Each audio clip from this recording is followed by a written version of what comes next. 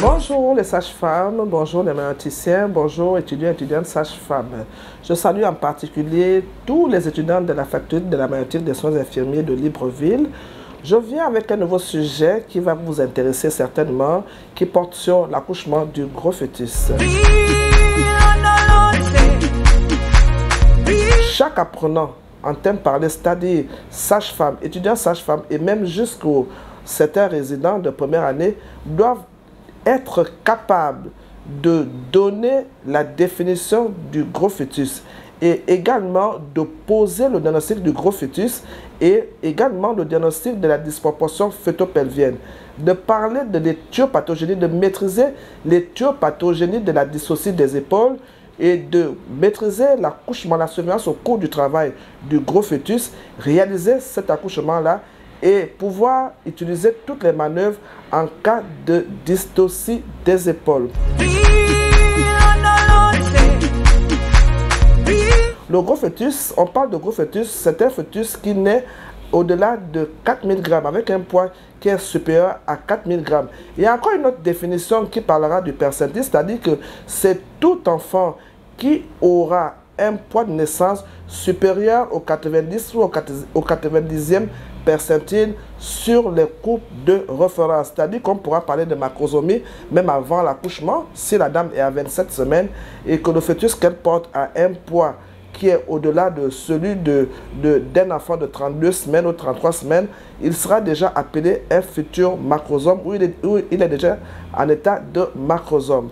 L'incidence de cette situation-là est en train de changer dans le monde entier. En Europe, on note 5 à 6% du pourcentage des gros fœtus, mais en Afrique et en Amérique latine, le pourcentage est élevé, va jusqu'à 10,3%. On peut noter qu'en Lubumbashi, on a 7,34% de taux de gros fœtus. Au Cameroun, on nage à peu près dans la même fourchette. Et des études de 2018, je pense, 7,14%. Au Gabon, on garde aussi cette fourchette-là. Une étude qui a été réalisée par le professeur Maï et son équipe qui parlait également en 2014, je pense, et 2017, des fourchettes qui tendent également vers 6% ou 7,14% des gros fœtus.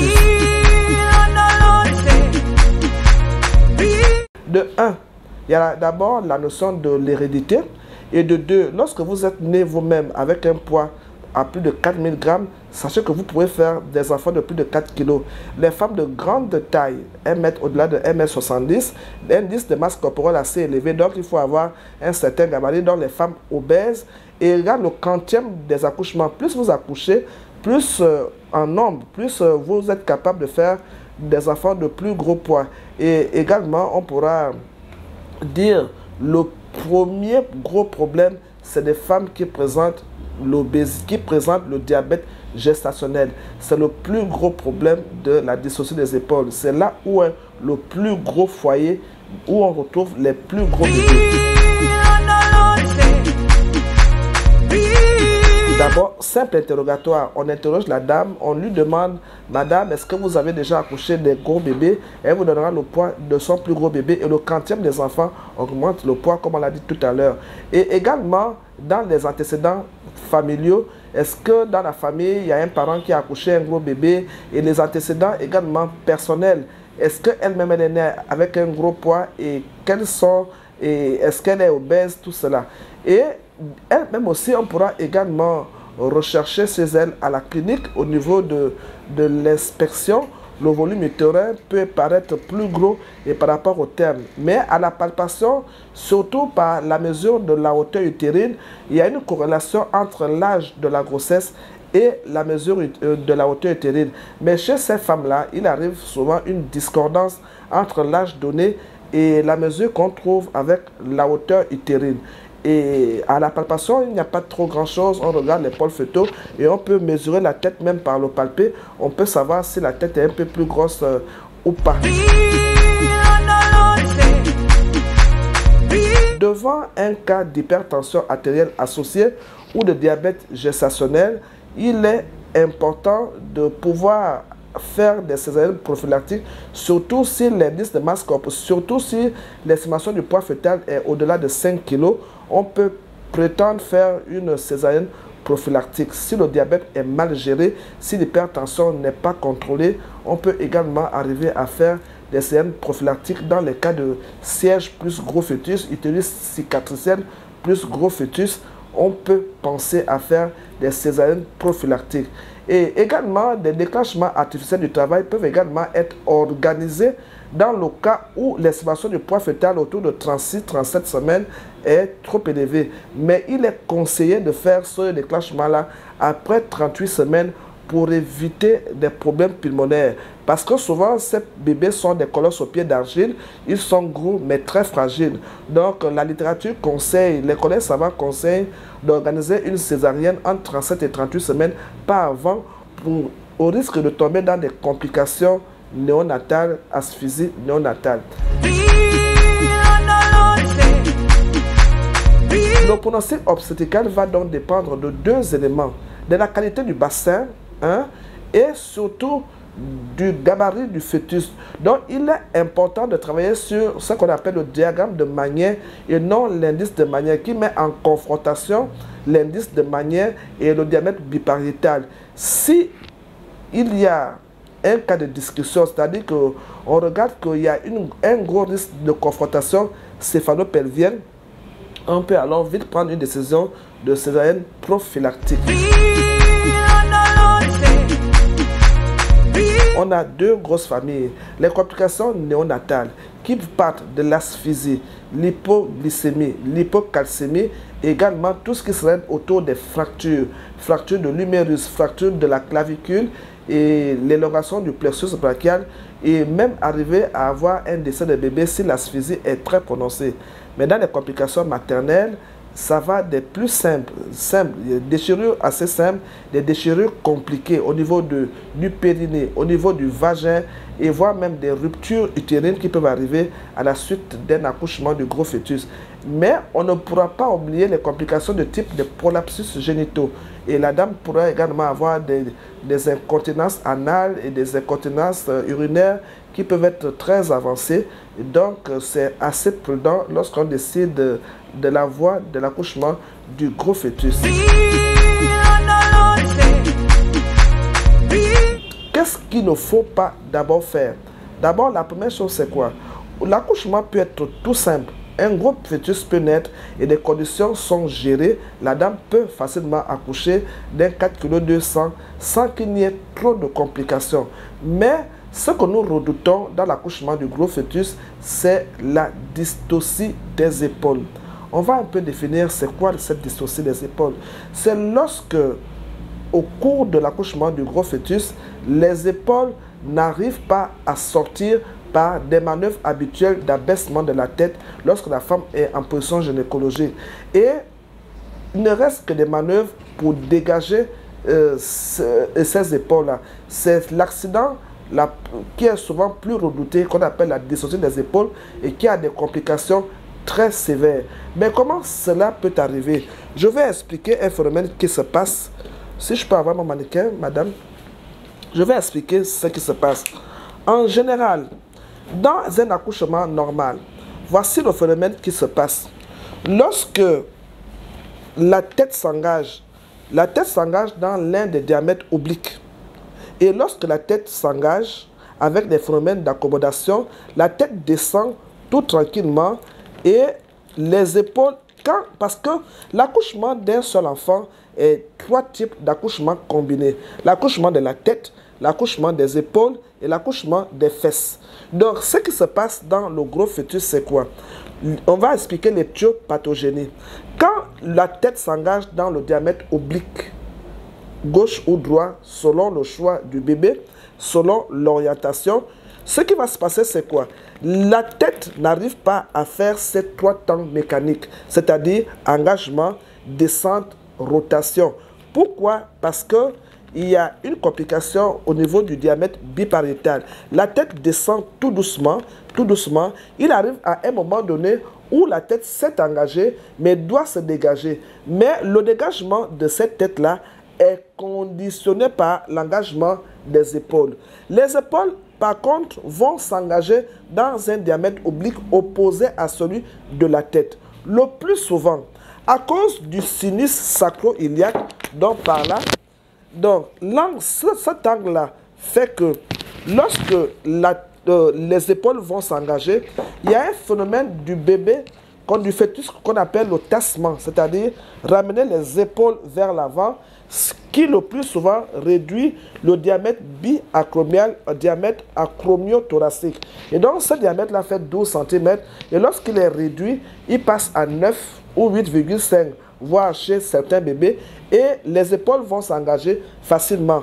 Dans la dystocie des épaules, dans le cas des gros bébés, lorsque la tête s'est engagée et au moment où la tête veut se dégager, les épaules n'arrivent pas à s'engager dans le diamètre oblique du bassin. Pourquoi? À cause du tassement qui n'a pas été favorable à cette descente-là, à cet engagement-là. Qu'est-ce qui va se passer? Le plus souvent, c'est l'épaule postérieure qui passe en premier et peut facilement rentrer dans la filière pelvienne et l'épaule postérieure reste retenue au niveau du détroit supérieur. C'est même en même temps, nous allons expliquer que c'est pour ça qu'il y aura 3 types de dystocie des épaules. Donc, quand l'épaule antérieure s'engage, l'épaule postérieure rentre sous la symphyse pubienne, l'épaule postérieure reste retenue et la tête n'arrive pas à se dégager totalement au niveau du détroit inférieur. Et pour que la tête se dégage dans le détroit inférieur, il faudrait qu'il y ait ce phénomène-là d'engagement, de restitution. Et la restitution va correspondre à quoi? La restitution va correspondre à la sortie de cette tête-là et qui va favoriser l'engagement de l'épaule antérieure. Or, il n'y a pas restitution. La tête reste également ici coincée en bouchon de champagne ou au signe de la tortue ou appelée encore la ventouse. Pourquoi? Parce que les épaules sont retenues à 2 niveaux, soit dans l'excavation, soit au-dessus du détroit supérieur. Tout dépend du type de dystocie des épaules. Donc, c'est pour cela qu'on va expliquer ceci. Pour que la restitution se fasse, il faudrait que le cou soit en position latérale. Quand le cou est en position latérale, ce qui permet à l'épaule antérieure de venir se fixer sous la symphyse pubienne. Or, chez le gros fœtus, le cou reste en position intermédiaire et ne se met pas au niveau latéral. L'épaule antérieure n'apparaît pas sous la symphyse pubienne et la tête reste coincée. Et voilà pourquoi on va expliquer en typologie qu'on aura 3 types de dystocie des épaules.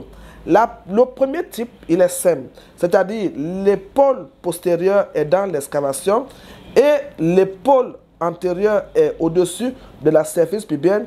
On peut également dire que le diamètre biacromial est quand même à peu près dans l'excavation. C'est la dystocie des épaules modérées où la réduction à 91% est souvent récupérée par les manœuvres de type McGruber. Et on va arriver maintenant à la deuxième dystocie, qui est la dystocie sévère de l'épaule, où les 2 épaules seront retenues au-dessus de la symphyse pubienne. Donc le diamètre biacromial est retenu au-dessus de la symphyse pubienne, donc du détroit supérieur, donc ne peut pas, et la tête ne peut pas sortir. Et le troisième type peut arriver même dans un fœtus qui n'est pas tout à fait gros, un fœtus étrope, au cours du dégagement, quand l'accoucheur ne sait pas orienter l'épaule et va tirer l'enfant de l'autre côté, de tirer plutôt dans le sens transversal, et là ça crée ce qu'on appelle une fausse dystocie des épaules. Donc on a 3 typologies. Donc maintenant nous allons vous dire à peu près ici quelle sera la conduite à tenir au cours de l'accouchement en cas de dystocie des épaules. Première chose, ce qu'il ne faut pas faire lorsque vous avez la tête coincée, qui est le signe clinique, la tête coincée en tortue. Et ce que nous allons vous dire va se résumer sur les 3 P. Mais il y a un P qui n'intervient pas dessus, qui est le P qui est transversal. La toute première chose, ne paniquez pas. Ne paniquez pas. Et la deuxième chose, c'est quoi? Il ne faudrait pas ce qu'on appelle tirer sur la tête n'importe comment. Si vous tirez sur la tête n'importe comment, vous allez provoquer l'élongation du plexus brachial. Donc, ne pas tirer. Et également, ne pas pivoter dans les deux sens. Vous ne savez pas où tourner. Et quand vous allez le faire, on appelle ça no pivoting. En pivotant, vous allez provoquer une élongation du plexus brachial. Et la troisième chose, c'est que no pushing. Il ne faut pas faire des expressions abdominales avec beaucoup de force, même avec peu de force, parce que vos expressions abdominales là, vont provoquer encore la rétention du diamètre biacromial au niveau du détroit supérieur et vont vous aggraver la dyssocie des épaules. Donc vous avez la règle des 3 P. Ne pas tirer, ne pas tourner et ne pas faire des expressions. Et avant, on disait qu'il faut casser la clavicule. Mais avec les nouvelles recherches, on vous dit de ne pas aller volontairement tirer sur les bras pour casser la clavicule. Voici à peu près ce qu'il ne faut pas faire. Il faut rester calme et attendre la réduction de ces manœuvres-là que nous allons faire tout à l'heure. Et de deux, qu'est-ce qu'il faut faire? La première chose, c'est que lorsque vous avez cette dystocie des épaules-là, en tout premièrement, il faut d'abord vous situer, où se trouve le plan du dos. C'est important parce que pour manœuvrer, il faut savoir où se trouve le plan du dos. Donc si vous ne savez pas, vous devez d'abord aller rechercher où se trouve le plan du dos. Et on ne va pas revenir là-dessus. Vous avez toutes les manœuvres pour ça. Toutes les manœuvres de Léopold sont là pour ça. Et l'auscultation du cœur aussi vous permet de savoir où se trouve le plan du dos. Et la deuxième chose qu'il faut faire, c'est aussi de savoir à quel niveau se trouvent les épaules. Dans l'excavation ou au-dessus du détroit supérieur. Parce que si les épaules sont dans l'excavation, on sait qu'on a des manœuvres pour ça. On a le Mac Rober, on a le Wood inversé que nous pourrons utiliser pour ça. Mais si c'est au-dessus du détroit supérieur, on ne peut pas utiliser le Mac Rober, ni la manœuvre de Mazentin, ni de Wood. Et là, il faut maintenant aller chercher d'autres manœuvres de type Jacquemire ou Couder et pour les réaliser. Et quand on ne peut rien, on a aussi des manœuvres pour ça. C'est ce qui était important à savoir. Mais vous avez une mémotechnique que vous devez mémoriser. En cas de dyssocie des épaules, la première chose, il faut d'abord être calme. Après votre calme, vous avez fait les 2 points où se trouve le plan du dos. Et en 2, vous avez regardé à quel niveau se trouvent les épaules. Et maintenant, vous allez vous mettre en tête que vous allez utiliser une mémotechnique qu'on va vous donner qui s'appelle alarmer. Comme alarmer, A-L-A-R-M-E. Alarmer veut dire quoi? A, il faut appeler de l'aide. Aussitôt, il faut appeler de l'aide. Si vous êtes seul, vous êtes 2, il faut appeler votre référent pour venir remédier à la situation. Et lorsque votre référent sera là et que toute l'équipe sera là, vous commencez par le L, qui est le lever des jambes. Et le lever des jambes, on va faire les manœuvres tout à l'heure, ce sera le Mac Rober. Le Mac Rober, ce sera la manœuvre, de première intention en cas de dyssocie des épaules. Et l'autre A sera l'épaule antérieure. Et donc, alarmer. Ça veut dire que lorsque vous allez en tête que vous devez reprendre l'épaule antérieure. Donc, vous devez commencer par aller chercher l'épaule antérieure dans alarmer. Et le M, c'est la rotation manuelle. C'est le dégagement manuel de l'épaule. Donc, vous savez que vous allez faire un dégagement manuel de l'épaule et retirer le bras. Maintenant, après vous avez le R, je crois, alarmer. A-L-A-M-E. Je crois que je suis dans le R. Parce qu'il faut faire la rotation. Donc, quand vous êtes là, vous devez penser à faire la rotation soit de Ruber ou de Wood inversé. Donc, vous devez savoir. Parce que nous allons faire des manœuvres là tout à l'heure là. Après avoir fait ça, vous allez faire le E. Faire une épisiotomie large. Et également, à la fin, votre patiente, vous pouvez lui dire de se mettre à 4 pattes pour rouler à 4 pattes. C'est ce qu'on appelle la méthode de Gasquin. Donc, vous aurez cette méthode qu'on appelle alarmer, qui est une méthode importante pour la réduction de la dyssocie des épaules. Donc, chers apprenants, chers étudiants, sages-femmes et tous ceux qui me suivent, dans la deuxième partie, nous allons vous présenter toutes ces manœuvres-là. Au cas où vous êtes seul dans un coin reculé, et que vous n'avez pas un anesthésiste à côté et que vous ne savez pas que faire, surtout ne paniquez pas. Cap Sage-Femme Africa sera là pour vous aider en vous donnant toutes les manœuvres pour pouvoir résoudre le problème de la dystocie des épaules.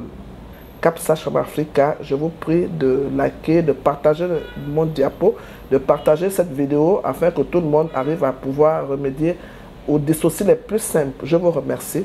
Au revoir.